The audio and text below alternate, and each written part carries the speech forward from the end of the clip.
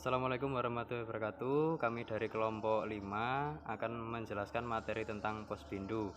Kami sendiri terdiri dari saya sendiri, Muhammad Ma'ruf Abdul Malik. Kemudian ada teman saya,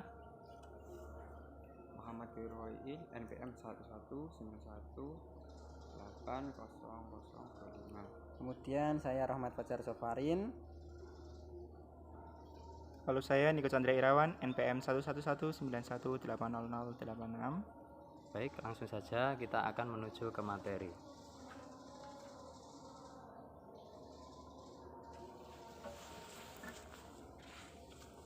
Berdasarkan pengertiannya, Posbindu atau bisa disebut dengan pos binaan terpadu adalah kegiatan monitoring dan deteksi dini resiko atau faktor resiko penyakit penyakit tidak menular terintegrasi serta gangguan akibat kecelakaan dan tindakan kekerasan dalam rumah tangga yang dikelola oleh masyarakat melalui pembinaan terpadu. Kemudian selanjutnya yaitu tujuannya. Dari sini ada tujuan Posbindu secara umum ya. Tujuan Posbindu PTM atau tadi penyakit tidak menular. Melalui Posbindu PTM dapat sesegeranya dilakukan pencegahan faktor risiko PTM sehingga kejadian PTM di masyarakat dapat ditekan. Selanjutnya akan dijelaskan oleh rekan saya. Oke, selanjutnya adalah tujuan Posbindu di sekolah. Tujuan pembentukan Posbindu ini adalah untuk mengatasi gangguan obesitas, diabetes mellitus atau kencing manis, kemudian hipertensi dan perilaku merokok pada siswa, kemudian majelis guru dan karyawan di sebuah satuan pendidikan. Kemudian untuk sasaran Posbindu adalah cukup luas, yaitu mencakup semua masyarakat pada usia 15 tahun ke atas, baik itu dengan kondisi sehat ataupun masyarakat yang berisiko dengan kasus PTM. Sedangkan di sekolah dasar untuk melaksanakan pencegahan maka Posbindu diperuntukkan untuk menyasar seluruh warga sekolah. Oke, selanjutnya akan dijelaskan rekan saya.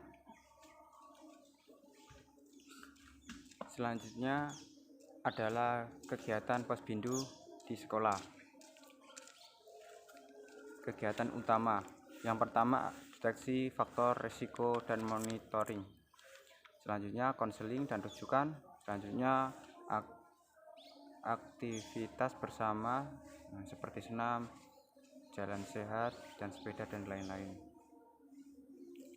Kegiatan lain-lain Posbindu di sekolah yaitu melakukan wawancara untuk menggali informasi faktor risiko, keturunan, dan perilaku, melakukan pengukuran tekanan darah, melakukan pemeriksaan gula darah, melakukan pemeriksaan fungsi paru sederhana, dan selanjutnya faktor kelas 4 introspeksi visual aset oleh tenaga dokter dan bidan terlatih di puskesmas, melakukan konseling, diet, merokok, stres, aktivitas fisik dan lainnya, penyuluhan kelompok termasuk sasaran, melakukan olahraga aktivitas fisik bersama kegiatan lainnya. Selanjutnya akan dijelaskan rekan saya.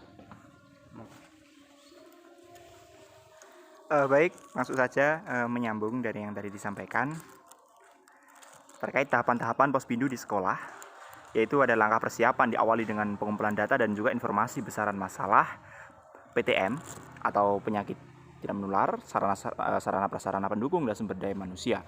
Hal ini dapat diambil dari data rumah sakit ataupun dari data puskesmas ataupun dari profil kesehatan daerah, dan juga masih banyak hal lain termasuk survei dan lain sebagainya.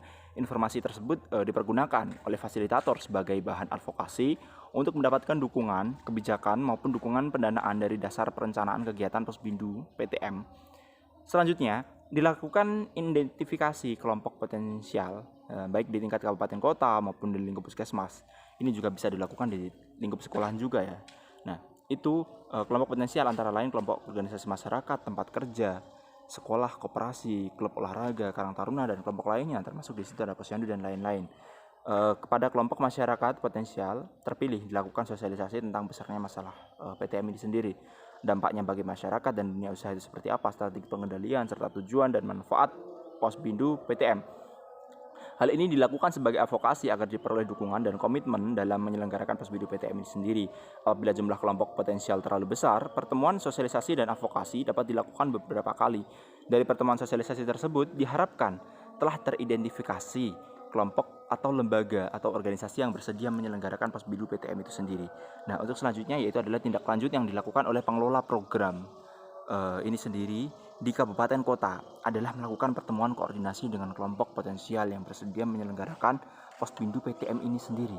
Pertemuan ini diharapkan menghasilkan kesepakatan bersama berupa kegiatan penyelenggaraan Posbindu PTM, yaitu yang pertama seperti kesepakatan menyelenggarakan Posbindu PTM, menetapkan kader dan pembagian peran fungsinya sebagai tenaga pelaksana Posbindu PTM itu seperti apa, menetapkan jadwal pelaksanaan Posbindu PTM, merencanakan besaran dan sumber pembiayaan, melengkapi sarana prasarana, menetapkan tipe Posbindu PTM sesuai kesepakatan dan kebutuhan itu karena seperti apa yang dibutuhkan kita juga menyesuaikan seperti itu.